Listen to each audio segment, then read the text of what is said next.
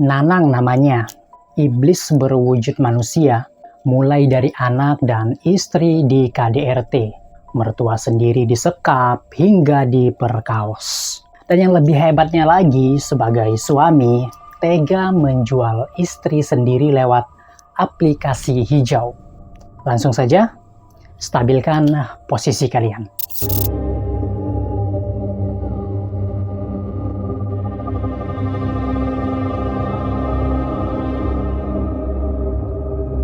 Mendengar ceritanya saja, rasanya saya hampir tidak percaya ya. Ada seorang suami yang tega melakukan tindakan di luar akal sehat, yang mana seharusnya seorang suami menjadi benteng pertahanan yang kokoh dalam sebuah rumah tangga. Tapi hal tersebut tidak berlaku bagi seorang Nanang. Ia malah sengaja meruntuhkan benteng tersebut dengan cara-cara yang tidak senonoh.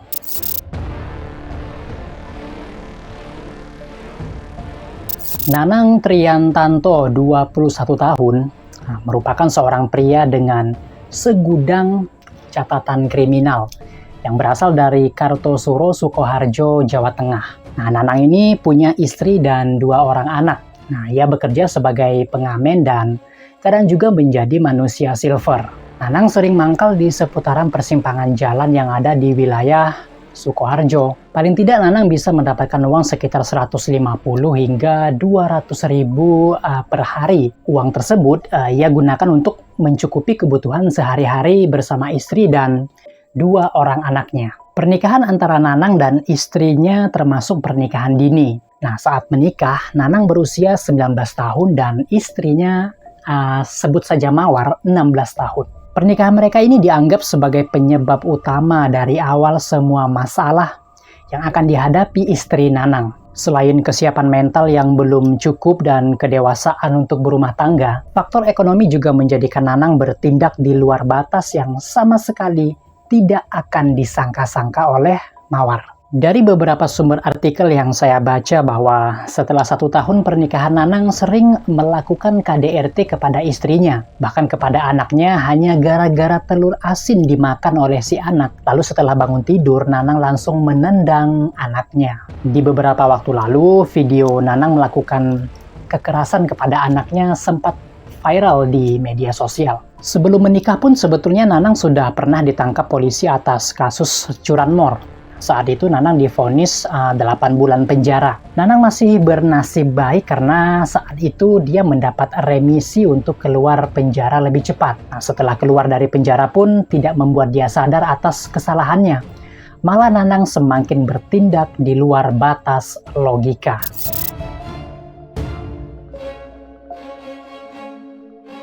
Selain sering melakukan KDRT kepada istri dan anaknya, ternyata menurut pengakuan istri Nanang, ia sempat menjual Mawar lewat aplikasi hijau untuk melayani pria hidung belang.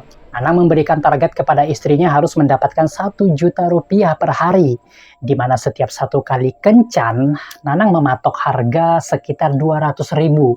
Berarti setidaknya Mawar harus melayani 5 orang dalam 1 hari untuk memenuhi target 1 juta yang diberikan Nanang. Seringkali Nanang melakukan KDRT apabila Mawar tidak mencapai target yang diinginkan Nanang, yaitu 1 juta rupiah 1 hari.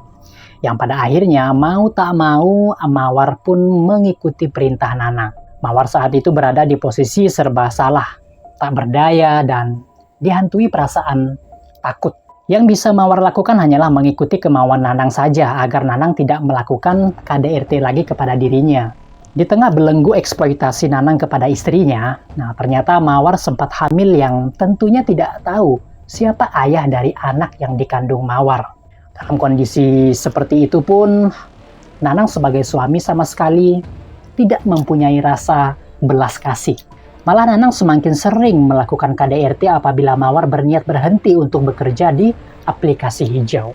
Tepat pada tanggal 9 Januari 2023, Mawar memberanikan diri untuk kabur dari Nanang dan tentunya tanpa sepengetahuan Nanang. Pada saat itu Mawar kabur ke Kalimantan untuk menuju rumah saudaranya dan 2 orang anaknya. Keputusan Mawar untuk kabur dari Nanang jelas ya, untuk menghindar dari rutinitas tak senonoh yang tentunya tidak mau Mawar lakukan. Setidaknya kalau jauh dari suaminya, dia merasa lebih tenang dan bisa bertemu dengan kedua anaknya.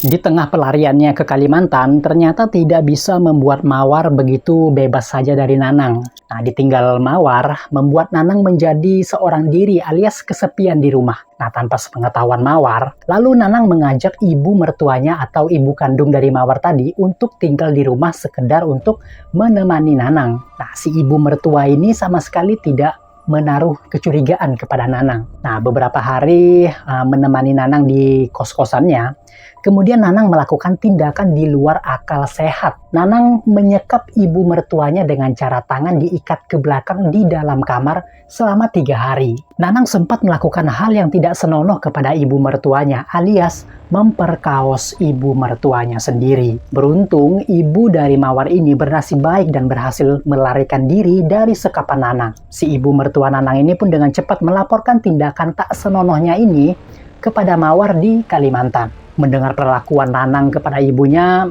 membuat Mawar mendidih dan marah besar. Tapi saat itu yang bisa dilakukan Mawar hanya menangis dan meratap. Kenapa harus ibunya juga yang menjadi sasaran Nanang?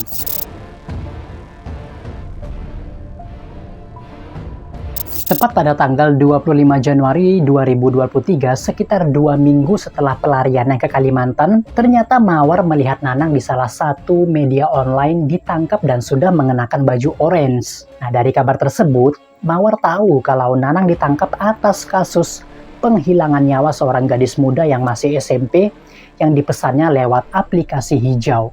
Nama gadis tersebut adalah Elvira Jenny Rahmawati yang ditemukan di sebuah tanah lapang di Desa Pandean, Kecamatan Grogol, Sukoharjo, Jawa Tengah. Nah, saat ditemukan, Elvira sudah tak bernyawa. Bajunya sudah berwarna merah karena luka pada mulut dan lehernya. Semua berawal dari aplikasi hijau. Tepat pada tanggal 25 Januari 2023, Nanang membuat janji ketemuan dengan seorang wanita berusia 14 tahun. Nanang awalnya membuat janji dengan Elvira untuk kencan di hotel.